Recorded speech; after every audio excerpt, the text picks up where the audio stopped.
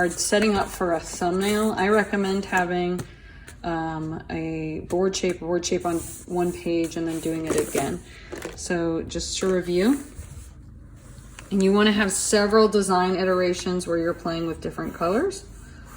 Okay, go ahead and you do something that's like a rectangle, but they've got these curved edges around the edges. Okay, going down. Okay, then we got the curved edges kind of going around. Intensity, and you know, have it balanced. So where does the eye go first? Okay, so it's always good to stop and kind of organize your colors and think about your colors. All right, so we can see things. I like organizing them into two different piles, warm and cool. So I'm putting all my cools back in here. I love my cools. And I noticed, I don't know, you guys should have this, but there, it seems like there's a blending marker.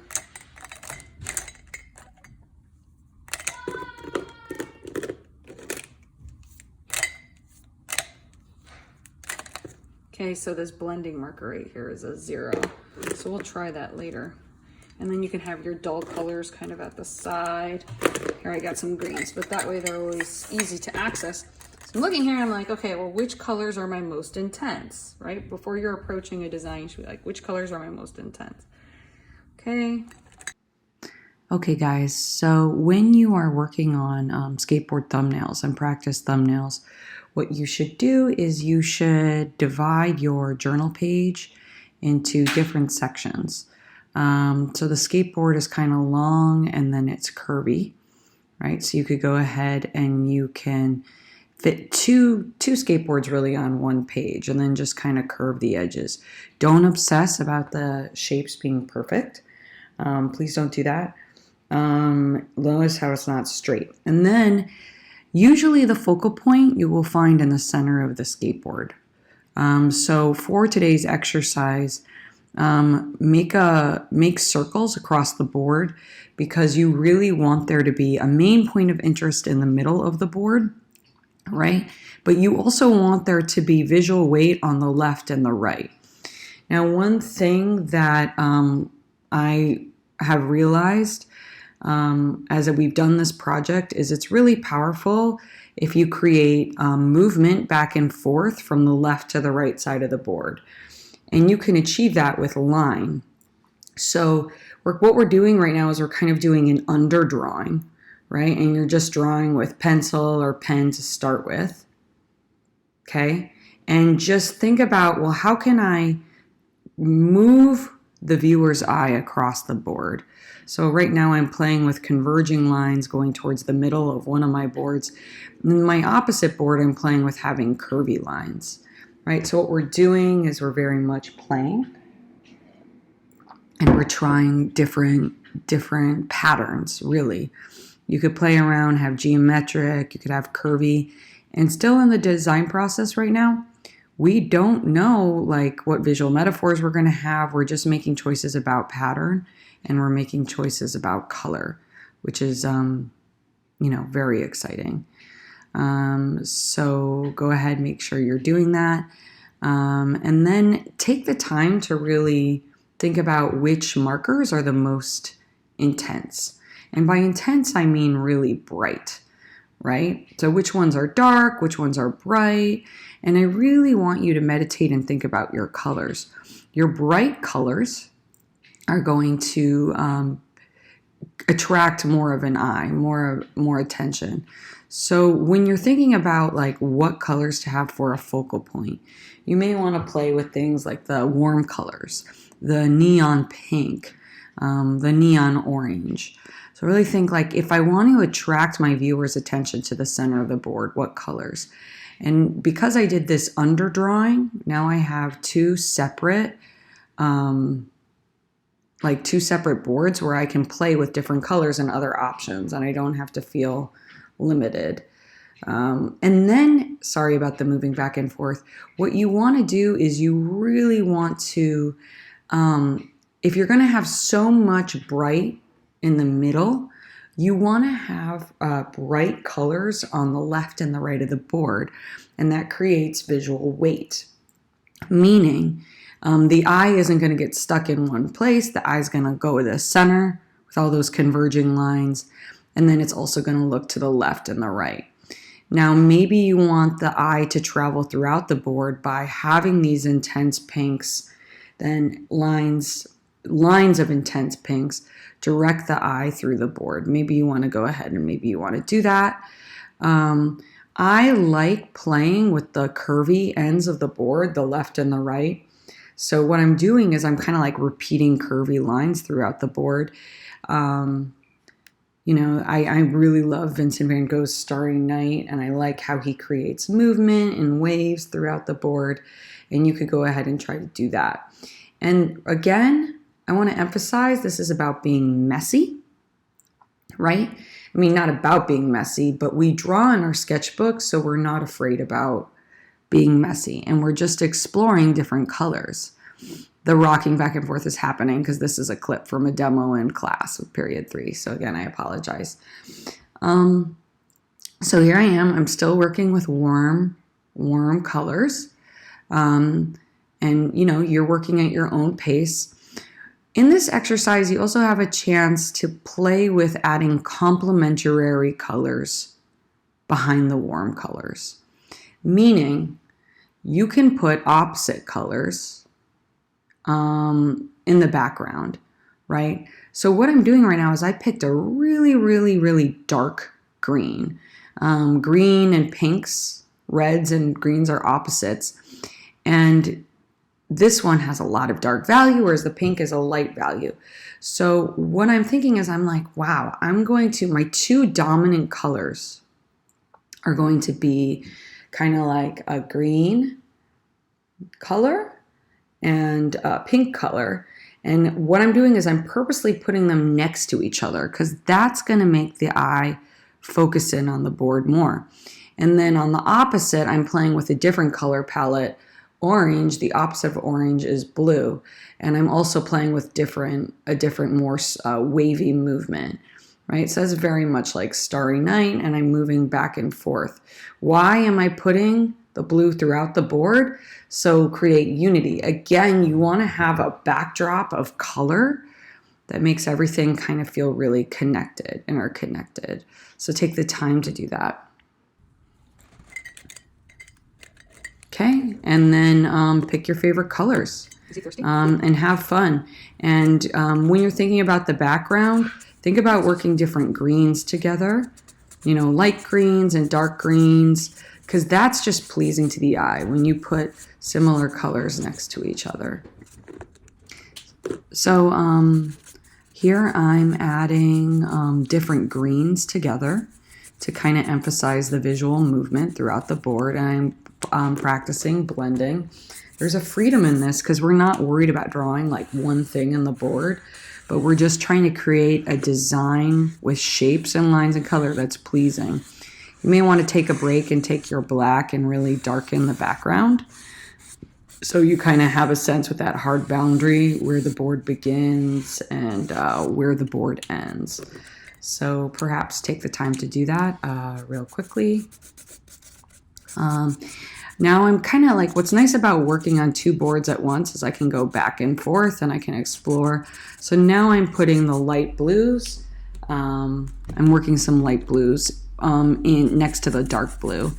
So I tend to advise students to use warmer colors to help with the focal point and have cooler colors in the background. You could do it the other way. You could explore that.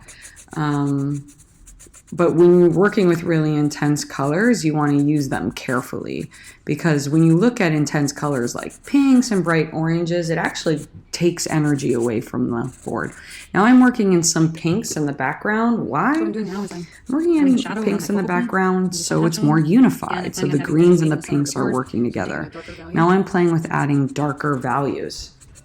Okay, mixing the darker values in with the pink, and I'm just putting layers of a darker red into the board.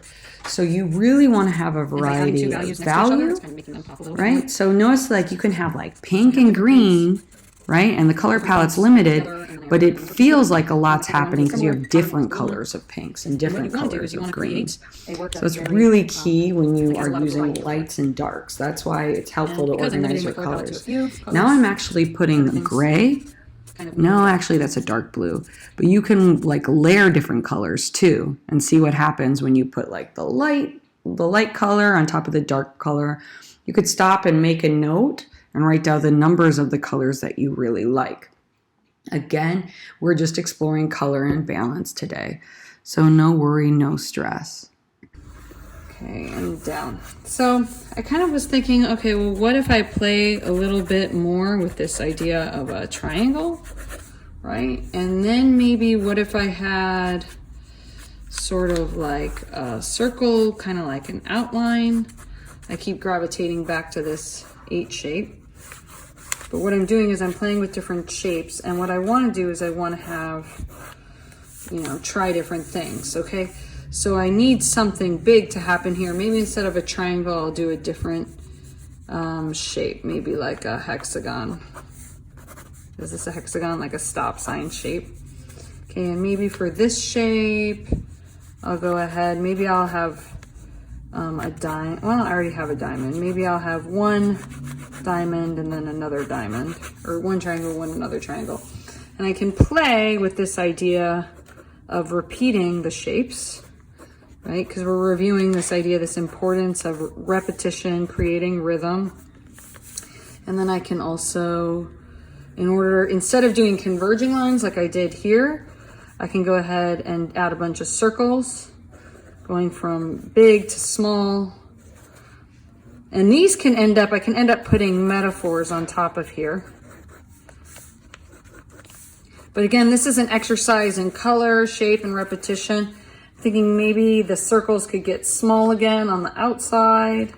I'm not really thinking too much. I'm just thinking like, is my eye moving around the board? You want people to see this and their eyes to go all over the board. So maybe I have some lines going this way. I'm actually not sure. Just playing. Notice how messy it is. But to create unity, maybe I will have this time triangles going around on this side. I have circles here. Why not? I'll try some triangles. Okay, trying different triangles.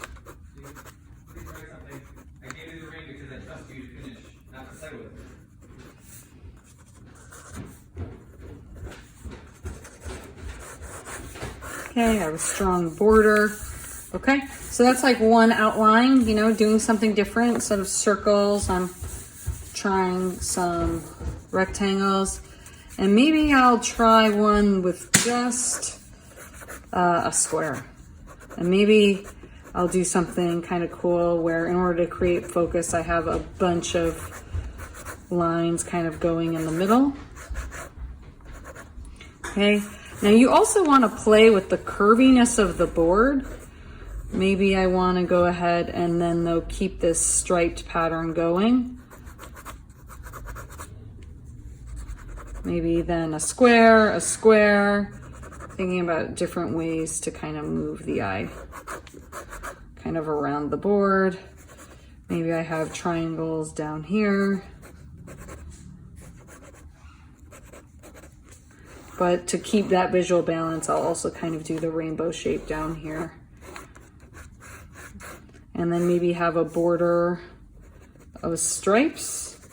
Just trying something different, but the stripes can be the same colors as kind of the sides right here. Okay, so just talking through doing sketches. So again, the goal is to have like something really intense, intensity. Okay guys, so when you're working on your board, it's important to stop and, you know, reorganize your colors and make different selections and try different things. Because again, today is all about discovering what colors you want to use. So right now I'm picking out purples and yellows. Remember that purple and yellow are opposite each other. So here's a collection of different purples.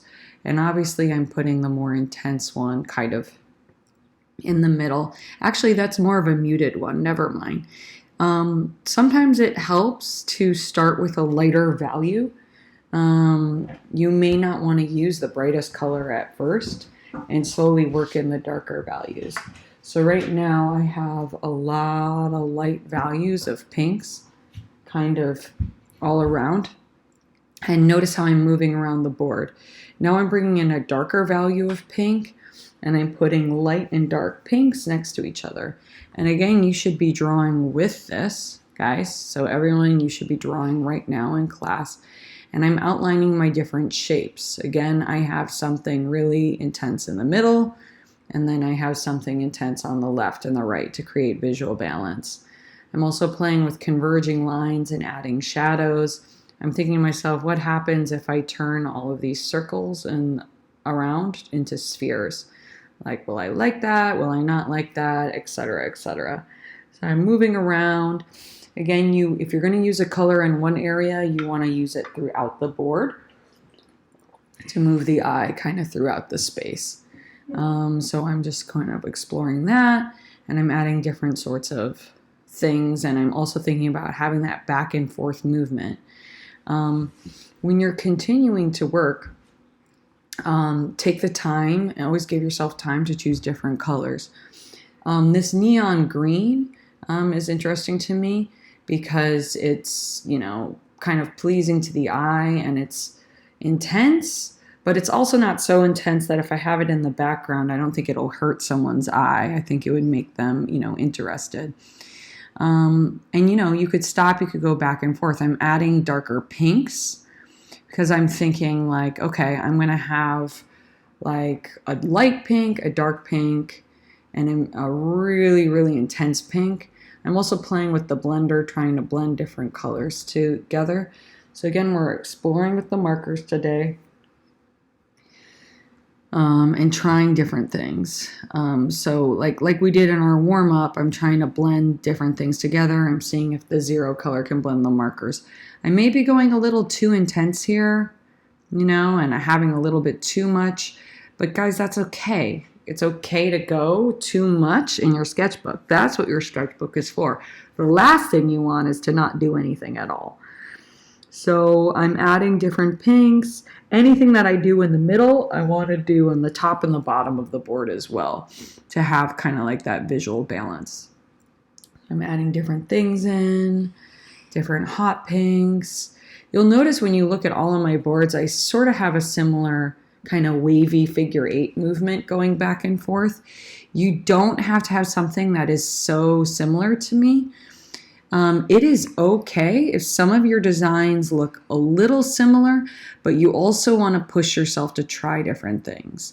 If your designs are looking similar, maybe that's telling you that that's what you want to do, right? So, and then also don't forget about the power of having converging lines, right? Lines going to the center, lines going to your focal point as you're working on that. Okay. Also give yourself the time to put the tops back on your markers. You don't want your markers to dry out. Ooh, that would be so sad. And then let's see. Oh yeah, darker values. So again, start with lighter values and then go darker. And it's going to be so pretty, like having light greens next to each other and dark greens. Is it messy? Yeah. Are some of the greens going on top of the pinks? Yeah, you're not trying to make something perfect. You're trying to make something visually balanced and even on the left and the right? You're trying to make something that's unified, right? And I am really liking how these different greens look next to each other when they're blended. My kids will tell you that I love the color green, and I love different greens on top of each other. I know that you love green. I know. Okay, so we're continuing to add in colors. Notice how I repeated those pink shapes throughout, those pink circles around. I was trying to try something different. And kind of as you're doing these different design iterations, you want to use this as an opportunity to make your design more and more complex. Like I'm going to try something different the next time. If you are working, it is okay if you're still on your first one, guys, right? We all work at kind of different speeds. And also I'm working in fast motion. I'm adding more of the light pink in the background because I'm feeling that that will connect everything together. Again, this isn't your final board. We're working in your sketchbook and we're just choosing our color palette and creating visual balance today. That's what we're doing. We're having fun. We're getting back into the swing of a new project. So super exciting. Okay, keep adding in different layers. Blend everything together. Have fun. Can I see these that are in your sketchbook? Oh yeah, they're upstairs. Tiptoe upstairs, and you could go look at them. Oh, when I saw you upstairs, was that when you were drawing these? Mm-hmm. Yeah, were you awake early? Yeah, Guys, yeah. That's when I got the chocolate out of my bag. Okay. I'm adding in different values too. Wow, Jacob, you woke up early. Are you tired? No, but I went back to bed. So add in different values to your skateboard. Okay, so you can explore with adding like a mid-gray with different lines and shapes on top of your board, right? And again, like if you can approach this assignment without being so afraid, you will have won. Also, you really will like how your board looks when you add kind of a dark value in the background. And what I'm doing right now is I'm emphasizing the end of my board by really making a clean edge around the outside. My son went upstairs to look at these drawings in the sketchbook. And this is a beginning to your project, right? There is such value. I only woke up at 5 o'clock. Mm-hmm. Yeah, well, I think that's a little early, Jacob. Okay, we don't have mood swings later. Okay, on this board on the left, I love having you here, though. I am trying different things. I am pushing myself to use colors that I didn't try yet, right? So I'm adding in some yellows. I'm also trying to do a different kind of design, right? So you want to stretch yourself. So I have something big happening on the left and the right, like the top and the bottom of the board and in the middle. But now I'm trying to create a pattern of stripes. Like by having like boxes inside of boxes, I'm thinking that will make things interesting and the eye will go to the center. Also, I'm pushing myself to do something entirely different here. I'm just adding up series of random triangles, sort of like in the background, just making it totally random and trying to push myself out of my comfort zone because I feel like I was very safe in the first 3. I am also, Wasn't this my room? We just use it? Mm-hmm. I'm also putting in darker values on top of the greens. Is this COVID-19? Uh-huh. And I'm working and by putting in a light and a dark green next to each other is just really pleasing to the eye. It makes people want to look at your board. So color is so crucial when you approach design. And, you want to limit your colors, and that creates unity. You can have different groups. You could have a group on the top and the right.